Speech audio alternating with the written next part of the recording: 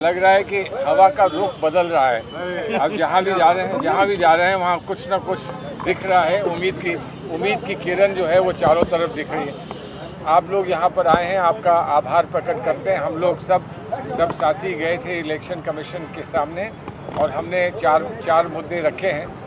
चार जो मुद्दे रखे हैं उसमें से एक मुद्दा पहले का रखा हुआ है, लेकिन आज वो आंध्र प्रदेश के संबंध में था कि जो पहले से स्कीम्स और जो भी घोषणाएं होती हैं सरकार की ओर से, उस पर अक्सर प्रधानमंत्री का या केंद्र सरकार के मामलों में और प्रांत की सरकार में वहाँ के मुख्यमंत्री की तस्वीर होती है, उनकी फ़ोटो होती है।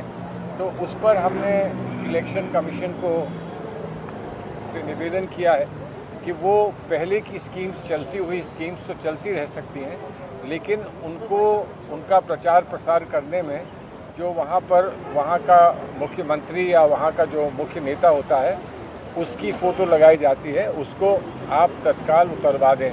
और उन्होंने हमें बहुत खुशी इस बात की है, हर्ष इस बात का है कि उन्होंने कहा कि ये आदेश दिए जा चुके हैं। हमने पहले से हर जगह ये कह दिया है कि जहाँ पर परिवर्तन करने की आवश्यकता है वो कर लें, संशोधन करने की आवश्यकता है एडवर्टीजमेंट उसमें वो कर लें। और अगर हमारे संज्ञान में, उन्होंने कहा कि आपके संज्ञान में अगर कहीं पर ऐसा आता है कि अभी भी ऐसा हो रहा है तो उसको हमको सूचित करें, उस पर हम लोग तत्काल रोक लगाएंगे। उसी के साथ साथ हमने एक बात और स्पष्ट कर दी।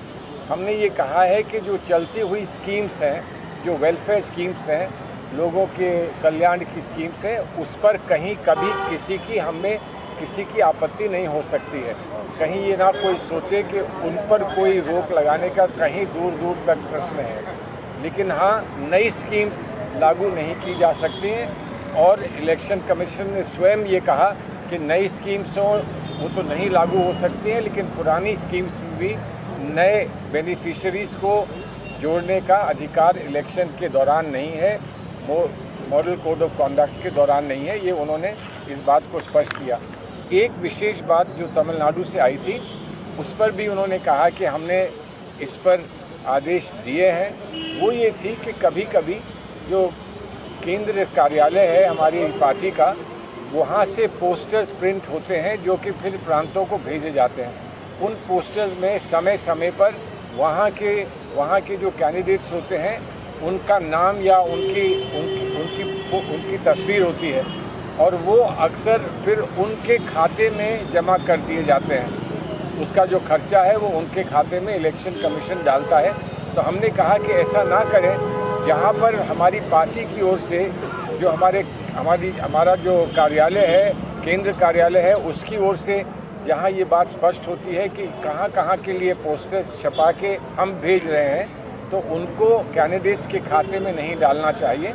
इस पर भी उन्होंने कहा कि हम तत्काल वहाँ के चीफ इलेक्शन ऑफिसर से कहेंगे कि आपके जिन नेताओं को आपत्ति है इस बात की, उनके साथ विस्तार से बैठें और उनको समझा दें और बता दें कि इस पर उनको आगे कोई कष्ट नहीं होगा और अगर कोई कष्ट की बात उठती है तो आप हमारे संज्ञान में उसको फिर से लाएँ। मैं भाईजान से कहूँगा कि ये भी कुछ अपनी बात कह दें। इन्होंने एक बहुत महत्वपूर्ण बात रखी है। एक और मुद्दा जो हमने चुनाव आयोग के समक्ष रखा, वो जो होर्डिंग्स दिल्ली में, खासतौर पे दिल्ली में तो देखी हमने जो लग रही हैं, जिसमें उन होर्डिंग्स को किसने जारी किया वो नहीं लिखा हुआ और कैरिकेचर्स बनाए हुए हैं तमाम विपक्षी नेताओं के। वो ममता जी हों, राहुल जी हों, अरविंद जी हों, ऐसे तमाम नेताओं के कैरिकेचर्स बनाए और उनको एक तरह से भ्रष्टाचारी करार किया और दूसरी तरफ लिखा है मोदी जी भ्रष्टाचार हटा रहे हैं। तो ये सर्वथा गैर कानूनी तरीके से होर्डिंग्स लगाए हैं। आप बिना जारीकर्ता के नाम के, वो पार्टी हो या कोई हो, आप कोई भी होर्डिंग नहीं लगा सकते। दूसरा, जो बीजेपी के सोशल मीडिया पर, ट्विटर हैंडल पर, वो बीजेपी की जो दिल्ली की इकाई हो वो या राष्ट्रीय इकाई हो, दोनों में अलग अलग जो इन्होंने फ़ोटोज़ डाली हैं, एक ठगों का मेला करके डाली, उसमें भी विपक्षी नेताओं की फ़ोटो डाल दी, जो गलत है, ना केवल गलत है, एक तरह से क्रिमिनल है। और एक डाला जिसमें आधा चेहरा जॉर्ज सोरोस का और आधा हमारी कांग्रेस पार्टी का सिंबल है। तो उस पर हमने अपनी बहुत असहमति जताई और हमने चुनाव आयोग से आग्रह किया कि वो इसमें हस्तक्षेप करें। and they should intervene and stop these illegal advertisements and posts on social media which the BJP has indulged into. एक और जो महत्वपूर्ण मुद्दा हम लोगों ने उठाया, हम लोग जानते हैं कि इलेक्शन कमीशन की गाइडलाइंस हैं कि किसी व्यक्तिगत आरोप नहीं लगाया जा सकता, व्यक्तिगत आक्षेप नहीं लगा सकते आप। कांग्रेस पार्टी अपने तमाम ऐड में ये ख्याल रख रही है, लेकिन बीजेपी ने एक नया तरीका निकाला जहाँ पे वो एक्टर्स का इस्तेमाल कर रहे हैं और वो हर कोई जान रहा है कि वो एक्टर किसको दर्शा रहे हैं। तो हमने इलेक्शन कमीशन को बोला कि इस तरह के तमाम जो ऐड हैं वो इलेक्शन कमीशन की खुद की गाइडलाइन के खिलाफ हैं, उसको रोका जाना चाहिए। दूसरी बात, कई ऐसे ऐड भी हैं जो जातिवादी घृणा फैला रहे हैं, वो कांग्रेस अध्यक्ष को लेके भी हैं, उनको भी उतारना चाहिए क्योंकि वो कानूनन गलत हैं, वो कानूनन एक गुनाह है जो भारतीय जनता पार्टी के हैंडल से हो रहा है। और तीसरी बात, बीजेपी उनके समर्थक बहुत सारे ऐसे ऐड जो विभाजक हैं, जो नफरत फैलाते हैं, जो झूठ फैलाते हैं, जो फेक न्यूज़ फैलाते हैं, वो सरोगेट ऐड की तरह चला रहे हैं, उनके समर्थक चला रहे हैं। तो हमने इलेक्शन कमीशन से अपील की कि देश के अंदर ये व्यवस्था है कि जो कंपनीज़ हैं, सोशल मीडिया कंपनीज़, जो इंटरमीडियरीज़ हैं, वो इनको इन्वॉल्व करें। हम सब जानते हैं कि भारत सरकार अभी जब तक मोदी सरकार थी तो आए दिन लोगों के पोस्ट वो कंपनी को बोलते थे उतारने के लिए, आए दिन लोगों के हैंडल ब्लॉक करवाते थे। वो टेक्नोलॉजी उपलब्ध है, इलेक्शन कमीशन को वो टेक्नोलॉजी और वो तरीका अख्तियार करना चाहिए और एक सिस्टम बनाना चाहिए जिसमें कि आम जनता भी अगर ऐसे गलत ऐड जो सोशल मीडिया पे चलाए जा रहे हैं उसकी अगर जानकारी इलेक्शन कमीशन को दे, तो जो सोशल मीडिया कंपनीज़ हैं, जो इंटरमीडियरीज़ हैं, वो सोशल मीडिया कंपनीज़ को इलेक्शन कमीशन बोलकर उन ऐड को रुकवाए।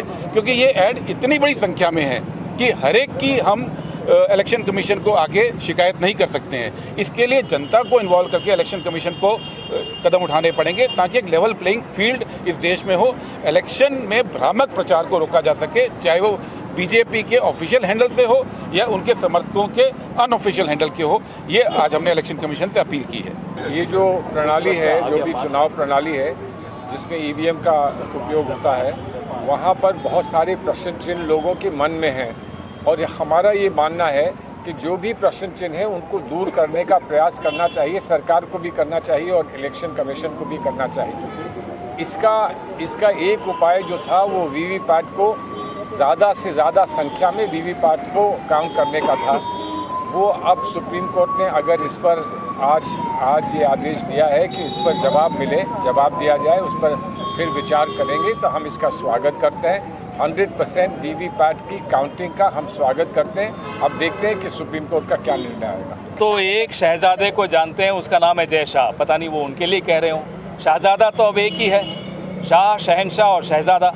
अब वो आजकल उनकी भाषा बदल जाती है क्योंकि वो दिन भर अमित शाह को देखते हैं, शाम को टीवी लगाते हैं, आईपीएल देखते हैं, जय शाह को देखते हैं, इसलिए वो ऐसी भाषा का इस्तेमाल करते हैं। लेकिन जो माहौल इस देश में बना हुआ है पिछले 10 साल से, राहुल जी ने जो कहा बिल्कुल ठीक कहा। जिस तरह से असमानताएं बढ़ती जा रही हैं, नफरत बढ़ती जा रही है, ये माहौल बिगाड़ने की सीधी जिम्मेदारी पिछले 10 साल में नरेंद्र मोदी जी और उनकी सरकार की है। उनका कर्तव्य जाएं, लेकिन जो वो कर रहे हैं, आईना दिखाना हमारा कर्तव्य है। राहुल जी ने आईना दिखाया। जिस तरह से संवैधानिक संस्थाओं में का दुरुपयोग करके, हस्तक्षेप करके, एजेंसीज का दुरुपयोग करके, जिस तरह से एक लेवल प्लेइंग फील्ड, जैसा कि मेरे साथी सप्पल जी ने बताया, उसको ख़त्म किया जा रहा है। ये राहुल जी ने सिर्फ आईना दिखाया है कि मैच फिक्सिंग के अलावा और कुछ नहीं। सुप्रीम कोर्ट ने बेल अवश्य दिया है, लेकिन सुप्रीम कोर्ट ने बेल ईडी के कंसेशन के बाद दिया है। ईडी ने प्रयास नहीं किया कि सुप्रीम कोर्ट को कन्विंस करें कि वो बेल नहीं मिलना चाहिए। ईडी ने स्वीकार किया जब सुप्रीम कोर्ट ने कहा आपने उसको 6 महीने जेल में बंद रखा है, अब आपको क्या आवश्यकता है और उसको जेल में रखने की, उस व्यक्ति को, तो आप पूछ कर आइए कि आप चाहते हैं कि इसको पूरी तरह से हम सुने या इस पे आप कुछ कहने के लिए तैयार हैं। तो लंच के बाद उन्होंने आके कहा कि हमें कोई आपत्ति नहीं होगी अगर इनको बेल मिल जाए। तो ईडी ने कंसीड किया है। इसका मतलब कोई ना कोई बात ईडी को समझ में आई है कि वो जो कर रहे थे वो सही नहीं था, इसीलिए कंसीड किया होगा ना, नहीं तो कंसीड क्यों करते। लेकिन बेल मिली है, इसका हम स्वागत करते हैं। Zee News।